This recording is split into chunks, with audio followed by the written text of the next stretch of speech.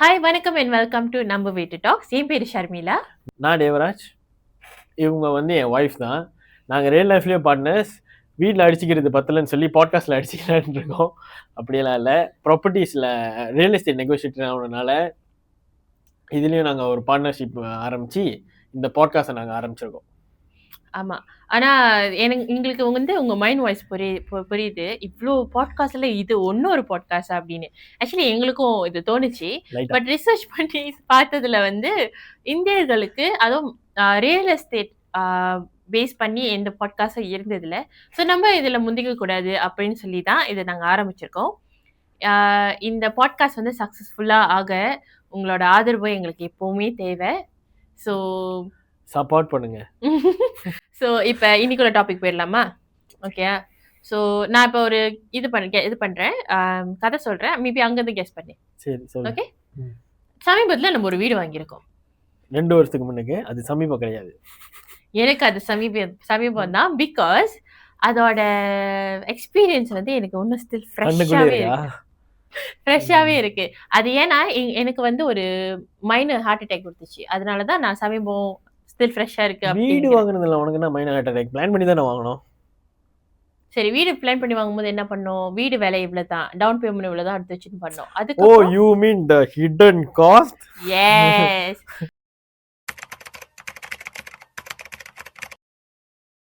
So வீடு வாங்கும் போது நிறைய விஷயம் நம்ம யோசிக்கிறது என்னன்னா, வீடு இவ்வளவு விலை வருது, 10% எடுத்து வைக்கணும், அப்படிதான் நம்ம யோசிச்சுக்கிட்டு இருந்தோம். அப்போ வந்து இதுதான் இந்த ஹிடன் காஸ்ட். ஸோ இதை தான் நம்ம இன்னைக்கு சின்னதா பிரேக் பண்ணி பேச போறோம். Okay okay. ஸோ ஃபர்ஸ்டா ஸ்டாம்ப் டியூட்டி. உனக்கு ஸ்டாம்ப் டியூட்டின்னு சொல்லும் போது என்ன? எனக்கு அது தனித்தனியா தான் தெரியும். ஸ்டாம்ப் தனியா, டியூட்டி தனியா. அதாவது ஸ்டாம்ப் வந்து நம்ம போஸ்ட் ஆஃபீஸில் போயிட்டு ஸ்டாம்ப் வாங்கி அப்புறம் வந்து அந்த அக்கா கொடுப்பாங்க, நம்ம அதை வச்சு லெட்டர் அனுப்புவோம். டியூட்டி வந்து டியூட்டி ஃப்ரீ தான். எனக்கு தெரியும். I am very sorry. உங்களோட காரியத்திலே குறியா இருங்க. ஸோ எனக்கு வந்து ஏறக்குறைய அதே மாதிரி தான். பட் நான் 2 ஸ்டாம்ப் இதுல இருந்தேன். ஒன்று வந்து போஸ்ட் ஆஃபீஸ்ல போய் வாங்குற அந்த ஸ்டாம்ப். ஓகே. இன்னொரு ஸ்டாம்ப் வந்து சாப் தான் வந்து லைக் ப்ரொஃபஷனல்ல அதோட இங்கிலீஷ் டேர்ம் வந்து மெமோ ஸ்டாம்ப் தான் சொல்லுவாங்க. ஸோ எனக்கு வந்து ஓகே ப்ராப்பர்ட்டி எப்படி இருந்தாலும் பேப்பருக்கு இவ்வளோ மொத்தத்துக்கு வந்துச்சு. ஓகே. ஆமா, எனக்கு கை வலிச்சிச்சு. அவ்வளோ 2 பேருமே அந்த இனிஷியல் கை வலிச்சிச்சு. எஸ். ஸோ அதுக்கு வந்து ஒரு 10-15 ஸ்டாம்ப் வந்து பண்ணுவாங்க. ஸோ அப்படிதான் வரும். சரி அப்படி சொல்லிட்டு நான் ஒரு 20 ringgit மேக்ஸிமம். 20 ringgit.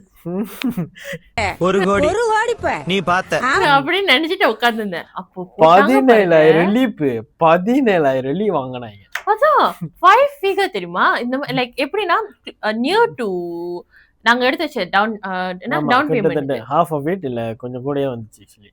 யா ஏறக்குறைய கூடயா இல்ல, அந்த I mean close near to. Okay okay. So எனக்கு வந்து 5 figure ஸ்டாம்ப் டியூட்டியா, இந்த வேலையை கூட நம்ம செய்யலாமோ, நல்ல காசு வருமோ அப்படின்னு யோசிச்சேன். பட் பார்த்தா அது கவர்மெண்ட்டுக்கு போற டேக்ஸ். ஓகே.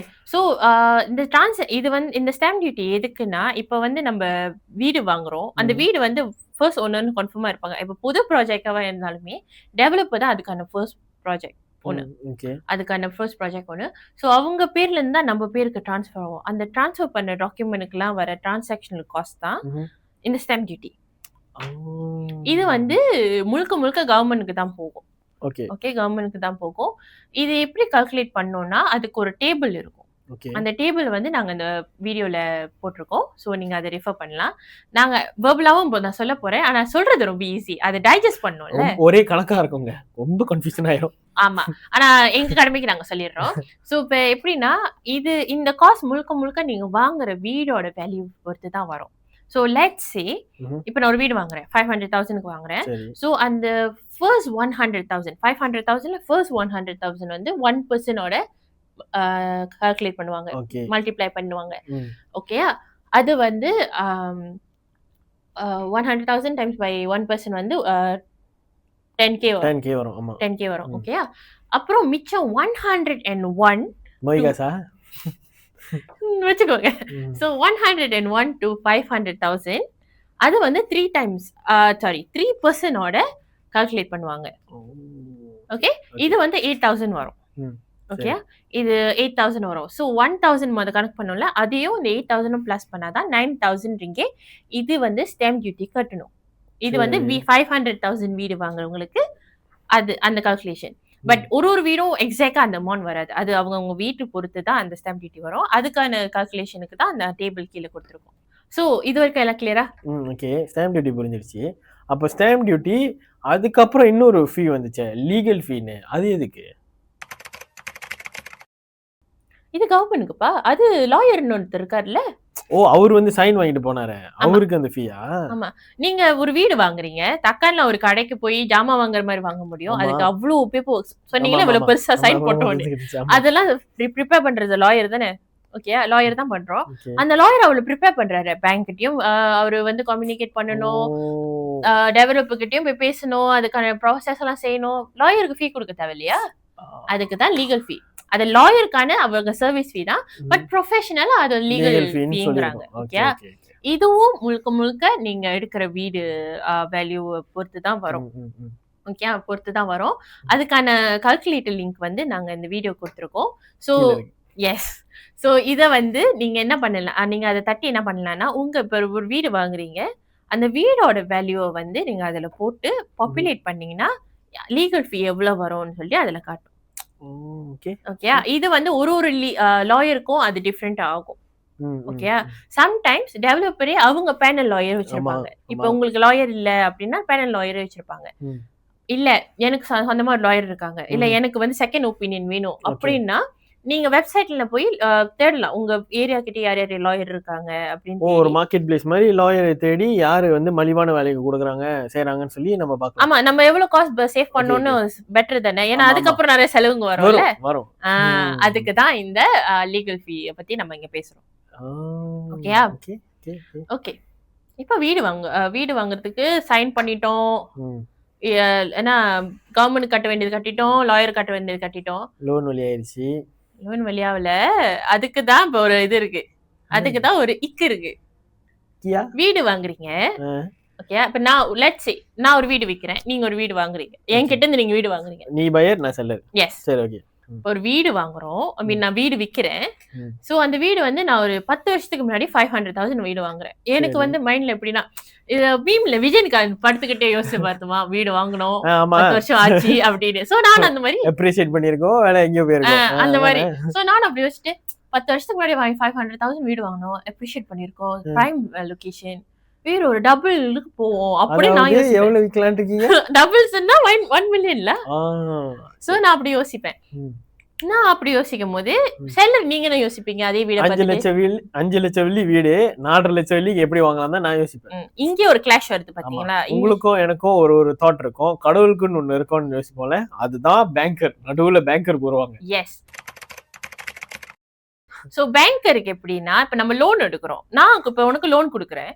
லோன் கொடுக்கும் போது நீ ஒரு வீடு வாங்குறதுக்கு தான் அந்த லோன் எடுக்கிற, அந்த வீட்டுக்கான வேல்யூவை தான் நான் கொடுப்பேன் அப்படின்னு அவங்க ஒரு டிசிஷன்ல இருப்பாங்க. அதை எப்படி அவங்க வந்து டிசைட் பண்ணுவாங்கன்னா, அப்பதான் நீங்க விற்க போற வேல்யூ ப்ராப்பர்ட்டி இல்ல வாங்க போற ப்ராப்பர்ட்டிக்கு ஒருத்தவங்க அனுப்புவாங்க. அவங்க பேர் தான் வேல்யூ. சோ இந்த வேல்யூ என்ன பண்ணுவாங்கன்னா, உங்க வீடை வந்து மெஷர் பண்ணிட்டு அந்த லொகேஷனுக்கு மார்க்கெட் வேல்யூன்னு இருக்கும், அதெல்லாம் கால்குலேட் பண்ணி ஒரு ப்ராசஸ் போங்க. ஓ, இதுதான் நம்ம வீட்டுக்கும் நடந்துச்சுல, வேல்யூ ரிப்போர்ட்லாம் வந்துச்சு. எஸ். சோ இந்த அது ஒரு ப்ராசஸ் போன்னு சொன்னல, அது போய் எல்லாம் செஞ்சு முடிச்சு ஒரு ரிப்போர்ட் வெளியாகும், அதுதான் வேல்யூவேஷன் ரிப்போர்ட். இந்த வேல்யூவேஷன் ரிப்போர்ட் வந்து பேங்க்கும் அனுப்புவாங்க, ஓனர்ஸ்க்கான நம்மளுக்கும் அனுப்புவாங்க. ஓகே, எதுக்குன்னா இதுதான் நீ விற்க போற வீட்டுக்கு இதுதான் வேல்யூ அப்படின்னு காட்டுறதுக்கு இது லைக் ரிப்போர்ட் கார்டு மாதிரி நம்மளுக்கு வரும். ஓகே, சோ இதுதான் பண்ணுவோம், இதுதான் அனுப்புவாங்க, இந்த ரிப்போர்ட்டை தான் அனுப்புவாங்க. சாரி, சோ இந்த ரிப்போர்ட்டை தான் அனுப்புவாங்க. சோ இத வந்து இத வச்சு இது ஒரு ரெஃபரன்ஸா வச்சுதான் ஓகே இந்த வீட்டுக்கு லோன் இவ்வளவுதான் வெளியாகும் அப்படின்னு சொல்லிட்டு பேங்க் டிசைட் பண்ணி லோன் அப்ளிகேஷனை அப்ரூவ் பண்ணி அங்க இருந்து அந்த ப்ராசஸ் ஃபுல்லா போய் டிஸ்பர்ஸ் எல்லாம் ஆகும். சோ இது வந்து வேல்யூவேஷன். ஓகே, சம்டைம்ஸ் இதுவும் பேனல் பொறுத்து இருக்கு. சில பேங்க் வந்து அவங்க பேனல் வேல்யூ இருப்பாங்க. ஓகே, பேனல் வேல்யூ இருப்பாங்க, கன்ஃபார்மா இருப்பாங்க. சோ அவங்க என்ன பண்ணுவாங்கன்னா, சம்டைம் அந்த காஸ்ட் நம்ம பேர் பண்ற மாதிரி வரும். ஓகே, சம்டைம்ஸ் அந்த காஸ்ட் லோன் டிஸ்பர்ஸ் ஆகுதுல, அதுல கழிச்சுக்கிற கேஸும் இருக்கு. நம்ம கேஸ்ல அதான் நடந்துச்சு. அதனாலதான் நம்ம கேஸ்லயே ஒரு 2 அரளி கிட்ட வந்துச்சு. ஆமா. பட் தேங்க் காட் நம்ம பாக்கெட்ல இருந்து எடுக்கிற மாதிரி So, வரல. அது பேங்க் ஓகே ஆமா புரியுது Yes. புரியுது. ஓகே. சோ அதுதான் வேல்யூவேஷன் காஸ்ட். சோ இதெல்லாம் ஸ்டில் கன்சிடர் பண்ணணும் நம்ம. இது வந்து உங்களுக்கு தெரியலனாக்கா நீங்க கண்டிப்பா உங்களோட நீங்க யார்கிட்ட வாங்குறீங்களோ அந்த நெகோஷியேட்டர்லயே நீங்க கேட்கலாம். எஸ். அவங்களே எக்ஸ்பிளைன் பண்ணி கொடுத்துருவாங்க. அடுத்தது வீடு எங்ககிட்டயே வாங்குனீங்கன்னாக்கா நாங்க எக்ஸ்பிளைன் பண்ணுவோம் அதை. ஷூர். அது கண்டிப்பா நாங்க செய்வோம். ஆமா. சோ இப்ப வீடு வாங்கியாச்சு, வேல்யூவேஷன் முடிஞ்சிருச்சுன்னு வச்சுக்கோ. லோன் டிஸ்பர்ஸ் ஆச்சு, வேல்யூவேஷன் எல்லாம் முடிஞ்சு, எல்லாம் ப்ராசஸும் முடிஞ்சு, இந்த பேப்பர் ஒர்க் ப்ராசஸ் எல்லாம் முடிஞ்சிருச்சு, சாவி வந்துருச்சு, ஜாலியா இருப்போம். ஆமா ஓகேயா. சோ அதுக்கப்புறம் என்ன பண்ணோம்னா வீட்டுக்கு இருக்கிற இன்ஸ்டால்மெண்ட் லோன் எடுத்திருக்கோம்ல, அதுக்கான இன்ஸ்டால்மெண்ட் நம்ம மாசம் மாசம் கட்டணும். ஆமா கண்டிப்பா. அவ்வளவுதானே? அவ்வளவுதான். உனக்கு வரைக்கும் அது அவ்வளவுதான். கொண்டோன்னு ஒண்ணு இப்ப நம்ம கொண்டோ எடுத்துருக்கோம். மேனேஜ்மெண்ட் அது மெயின்டெனன்ஸ் ஃபீன்னு ஒண்ணு இருக்கும்ல, மேனேஜ்மெண்ட் கட்டுறது. இருக்கு. ஏன்னா நான் தானே மாசம் மாசம் கட்டிட்டு இருக்கேன். உனக்கு தெரியாது. ஓகே. சோ மெயின்டெனன்ஸ் ஃபீ அந்த மெயின்டெனன்ஸ் ஃபீ வந்து ரொம்ப அது ஆக்சுவலி என்னென்ன ப்ராப்பர்ட்டிக்கு இருக்கோம்னாக்கா சர்வீஸ் அபார்ட்மெண்ட்ஸ், கொண்டோமினியம். நீங்க எடுக்கிற வீடு கொண்டோமினியமா இருந்தா கண்டிப்பா இருக்கும். லேண்டடுக்கு வந்து இந்த கேட்டட் கார்டன் சொல்லுவாங்களே, இந்த லேண்டட் ஹவுஸ்ல அத்தாசான ஏரியால காட் போஸ்ட் எல்லாம் இருக்கும். அங்கேயும் மெயின்டெனன்ஸ் ஃபீ இருக்கும். ஏன்னா அந்த காட்டு சிஸ்டம் எல்லாம் இருக்கும், பாஸ் எல்லாம் கொடுப்பாங்களே. ஸோ அதுக்கும் இருக்கு, அங்கேயும் மெயின்டெனன்ஸ் ஃபீ இருக்கு. ஸோ லேண்டடுக்கு வந்து இந்த மாதிரி அத்தாசான ஏரியால இருக்கு மெயின்டெனன்ஸ் ஃபீ. அது ஒன்று இருக்கு. ஓகே. ஸோ இந்த மெயின்டெனன்ஸ் ஃபீ வந்து இதையும் நீங்க மாசம் மாசம் கட்டுற மாதிரி தான் வரும். ஓகே. மாசம் மாசம் கட்டுற மாதிரி வந்துச்சுனாக்கா நீங்க இன்ஸ்டால்மெண்ட்டும் கட்டணும், மெயின்டெனன்ஸ் ஃபீயும் கட்டணும் மாசம் மாசம். So it's a monthly commitment. It's a monthly commitment as well.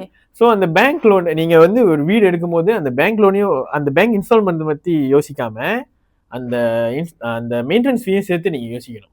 Okay. இது எப்படி மெயின்டெனன்ஸ் ஃபீ கணக்கு பண்ணுவாங்கன்னா ஒரு கொண்டோக்கு ஒரு ஏரியாவுக்கு ஒரு வேலை. ஓகே. ஒரு ஏரியாவுக்கு ஒரு வேலை. இப்போ லெட்ஸ் சே உங்க வீடு வந்து 1500 ஸ்கொயர் ஃபீட். ஓகே. ஒரு ஸ்கொயர் ஃபீட்டுக்கு 50 காசுன்னு வச்சுக்கோங்க. எவ்வளோ? 750. ஓகே. 750 வந்து நீங்க மந்த்லி கட்டணும் அந்த வீட்டுக்கு. ஸோ உங்க இன்ஸ்டால்மெண்ட் வந்து ஒரு 2100னா 2100 750 2850 இவ்வளோ நீங்க மாசம் மாசம் வச்சுக்கணும் கையில. ஸோ எப்படி நீங்க என்ன சொல்ல வரீங்கன்னா, இப்ப வீடு இன்ஸ்டால்மெண்ட் கட்டுறோம். ஆமா. அது இப்ப சொன்ன மாதிரி 2100, அப்புறம் மெயின்டெனன்ஸ் ஃபீ, அதுக்கப்புறம் யூட்டிலிட்டின்னு ஒண்ணு இருக்கு, அதையும் கட்டணும். ஸோ இதெல்லாம் வந்து மந்த்லி பட்ஜெட்டா போட்டு வீட்டுக்குன்னு நீங்க எடுத்து வைக்கணும். ஸோ இது நீங்க இதை நீங்க அக்கௌண்ட் பண்ணணும் உங்க வீடு வாங்கும் போது கண்டிப்பா.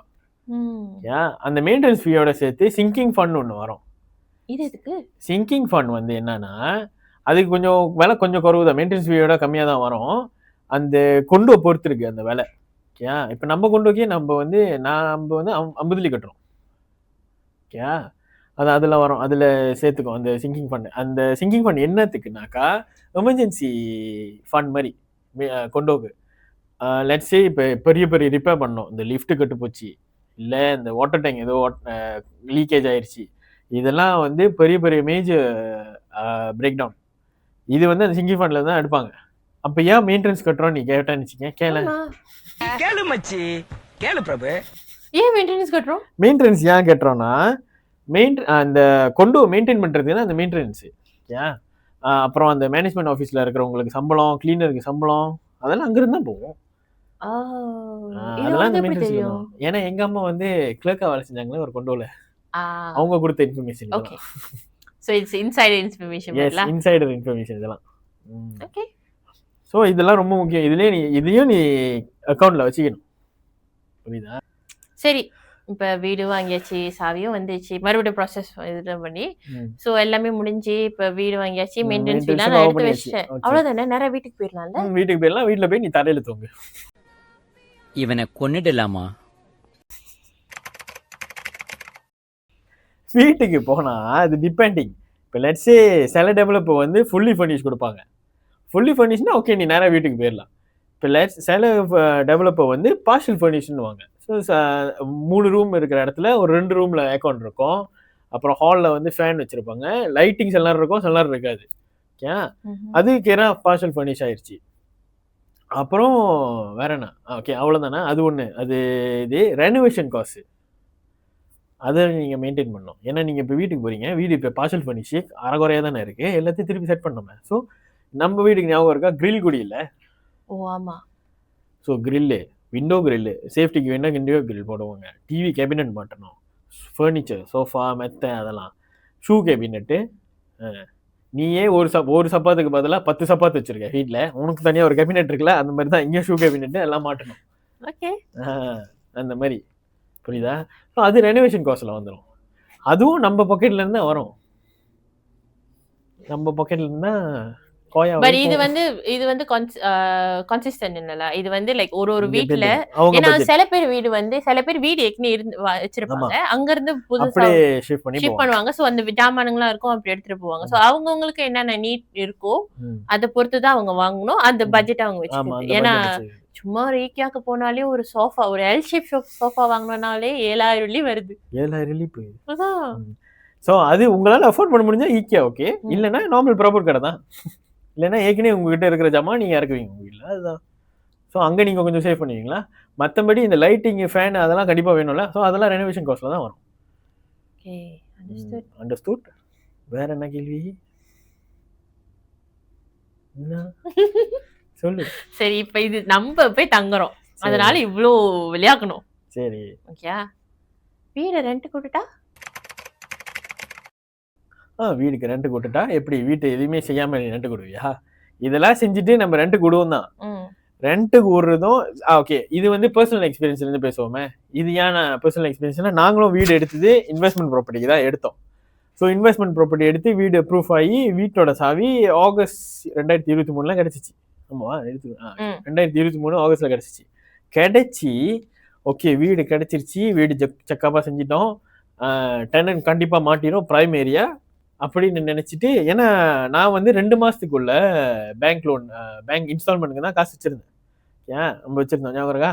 2 மாதத்துக்கு தான் வச்சுருந்தேன். 2 மாதத்துக்குள்ள டெனன்ட் மாட்டிடும், நம்ம கண்டிப்பாக காசு கொடுத்தா நம்ம கண்டிப்பாக டெனன்ட் விட்டுறலாம் அப்படின்னு நினச்சிட்டு டெனன்ட் கவர் பண்ணிடுவாங்க மோர்கேஜ் காசை நினச்சிக்கிட்டு. வீடை டெனன்ட்க்கு கொடுக்கறதுக்கே 6 மாதம் எடுத்துருச்சு எனக்கு. 6 மாதம் எடுத்துருச்சு. ஸோ அந்த மிச்ச மாதம்லாம் வந்து நான் தான் என் பாக்கெட் மணிலேருந்து காசு வெளியாக்கணும். அப்போ ஒரு கடனை கட்டுறதுக்கு இன்னொரு கடன் எடுக்கிற நிலைமைக்கே போயிடுச்சு ஆக்சுவலி எங்களுக்கு. இப்போ பர்சனல் லோன்லாம் எடுக்கிற மாதிரி வந்துருச்சு நம்மளுக்கு. ஞாபகம் இருக்கிறதா? லைட்டா வருது. ஸோ அந்த லெவலுக்கு போயிடுச்சு. ஸோ அதுதான் நான் சொல்ல வரேன். என்னன்னா, இன்வெஸ்ட்மெண்ட் ப்ராப்பர்ட்டியா எடுத்து நீங்க டெனன்ட்க்கு தான் கொடுக்க போறீங்க, டெனன்சி இதுல செய்ய போறீங்கன்னு வச்சுக்குவோம். டெனன்ட் காசு கட்டுவாங்க தான், அது நல்ல டெனன்ட்டும் இருக்காங்க, கொஞ்சம் காலர் பண்றவங்களும் இருக்காங்க. யார் எப்படின்னு நம்ம சொல்ல முடியாது. நீங்க வந்து எப்போதுமே ஒரு 6 to 3 மாசம் எமர்ஜென்சி ஃபண்ட் வச்சுக்கணும் எப்பவுமே. ஏன்னா ஏதாவது பிரச்சனைனாக்கா பேங்க் வந்து நீங்க தவறாம கரெக்டா கட்டிடணும். அதுக்கு தான் இந்த இது. புரியுதா? ஸோ இதுவும் ஒரு சின்ன ஹிடன் காஸ்ட் தான். இன்வெஸ்ட்மெண்ட் ப்ராப்பர்ட்டியா நீங்க எடுத்து இந்த மாதிரி செஞ்சீங்கன்னா இது வந்து சேவிங்ஸ், ஒரு பேக்கப் பிளான். அது அந்த காசு வந்து ஆக்சுவலி நீங்க பேங்க் கட்டுறதுக்கு இல்லைனாலும் வீட்டுக்கு சம்டைம்ஸ் அது செலவு வரும். வீட்டுக்கு லீக்கிங், பைப் லீக்கிங், பிளம்பிங் வேலை செய்யணும், அந்த மாதிரி வரும்போது கூட இதை நீங்க எடுத்து பாத்துக்கலாம். ஸோ இதுவும் நீங்க வச்சுக்கணும். ஸோ இவ்வளோ இருக்கு ஹிடன் காஸ்ட்லி. ஸோ ஓகே, அவ்வளவுதானே? இப்ப வீடு இதுன்னா அவ்வளவுதானே அப்படின்னு நினைக்கும் போது தான் டிபிகேல வந்து ஒரு லவ் லெட்டர் அனுப்புவாங்க. ஓ ஆமா, போன மாசம் ஒண்ணு வந்துச்சு.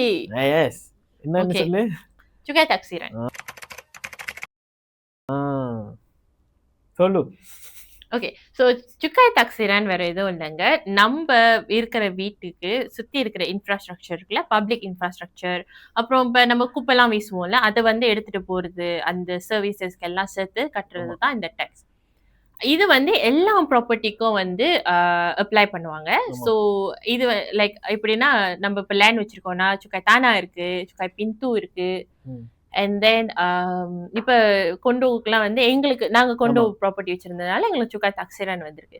என்னடா டிஃப்ரெண்ட் பேர்லாம் இருக்குன்னு நினைக்காதீங்க, எல்லாமே ஒண்ணுதான், டாக்ஸ் தான். அது வந்து ஒரு இதுக்கும் செல்ல பேர் மாதிரி நிக்நேம் கொடுத்து வச்சிருக்காங்க. அவ்வளவு. இந்த டாக்ஸ் வந்து நீங்க 2 வருஷத்துல 2 வாட்டி கட்டுவீங்க. 6 months once, 6 months once. Yes. So hidden காஸ்ட்னா இப்போ அவ்வளவுதானா? ஆமா. ஸோ ஹிடன் காஸ்ட்னா இதெல்லாம் வந்து மேஜர் ஹிடன் காஸ்ட். புரியுதா? இதுதான் நம்ம மெயின். இது வந்து நம்ம அக்கௌண்ட்ல எடுத்துக்கணும் ஒரு வீடு வாங்கும்போது கண்டிப்பா. Okay okay.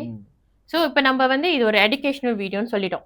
ஓகே, ஸ்கூல்ல வந்து ஒரு எஜுகேஷனல் இதா வந்து சொல்லும் போது நம்ம வந்து எப்பவுமே moral ஆஃப் த ஸ்டோரி நீலாய் அப்பக்கா நீலாய் என் அண்ட பிளாஜா அதேதான். சோ இந்த இதுல இருந்து நம்ம என்ன moral ஆஃப் த ஸ்டோரி வந்து மக்களுக்கு கொடுக்க போறோம். ஸோ என்ன moral of the storyனா ஒரு வீடு வாங்கும்போது 10% டவுன் பேமெண்ட் பத்தி மட்டும் யோசிக்காம தயவு செஞ்சு ஒரு 10 to 15 to 16% வச்சுக்கோங்க. ஸோ அந்த மாதிரினா அது ஒரு சேஃப்டி நெட் மாதிரி. உங்களுக்கு திடீர்னு இந்த மாதிரி காஸ்ட் வெளியாகும், இந்த மாதிரி காஸ்ட் வரும்போது உங்களுக்கு பேக்கப் இருக்கும், கரெக்டாக நீங்கள் காசு கட்டிடலாம். அது ஒரு பேர்டன் ஆயிடாது உங்களுக்கு. ஆமாவா? உண்மை. ஸோ இதை நாங்கள் ஏன் சொல்கிறோன்னா, நிறையா பேருக்கு வீடு வாங்குறது வந்து ஒரு கனவு. சில பேர் வந்து நாங்கள் வந்து ரெண்டல் வீட்டில் தான் இருக்கோம், நான் எங்கள் அப்பா அம்மா வந்து ஏன் சொந்த வீட்டில் வந்து நான் வாழ வைக்கணும்னு நான் நினைக்கிறேன் அப்படின்னு நிறையா ஃபர்ஸ்ட் ஹோம் பயர்ஸ் இருக்காங்க. அவங்களோட பெரிய ட்ரீமே வீடு வாங்கணும்னு தான் இருக்கும். ஸோ அந்த டைம்ல வந்து இது தெரியாத இவ்வளோ பெரிய காஸ்ட், ஏன்னா நாங்கள் சொன்ன காஸ்ட் எல்லாம் வந்து 100-200 முடியறதில்ல, கன்ஃபார்மாக 5 ஃபிகர்ஸ் போகுது சேர்த்து வச்சு இது பண்ணாலே. ஸோ இதை வந்து சொல்லி கொடுக்கறதுக்கும் எங்களுக்கும் அந்த டைம் ஆள் இல்லை, அப்படி நாங்கள் நினைச்சு போட்ட வீடியோ தான் இது. ஸோ அதுக்கு தான் இந்த பாட்காஸ்ட்டை நாங்கள் ஆரம்பிச்சிருக்கோம். ரியல் எஸ்டேட் சம்மந்தப்பட்ட இன்ஃபர்மேஷனாக இருக்கட்டும், டிப்ஸ் அண்ட் ட்ரிக்ஸாக இருக்கட்டும், என்னவா இருந்தாலும் நாங்கள் இந்த பாட்காஸ்ட் மூலயமா உங்ககிட்ட வந்து சேர்ப்போம். உங்களுக்கும் ஏதாவது கேள்வி ரியல் எஸ்டேட்டை பற்றி தெரிஞ்சுக்கணும், ஏதாவது கேள்வி இருந்தால் கமெண்ட் பண்ணுங்க, கண்டிப்பாக நாங்கள் பதில் சொல்லுவோம். ஓகே. ஸோ உங்களுக்கும் இந்த மாதிரி வீடு வாங்கணும், நான் எப்படி முயற்சிக்கிறது, என்னென்ன காஸ்ட் வரும் அப்படின்னு நினச்சிக்கிட்டு இருந்தீங்க, இல்லைன்னா உங்கள் ஃப்ரெண்ட்ஸ் அந்த மாதிரி யாராவது இருக்காங்கன்னா இந்த வீடியோ ஷேர் பண்ணுங்க, லைக் பண்ணுங்க, சப்ஸ்கிரைப் பண்ணுங்க.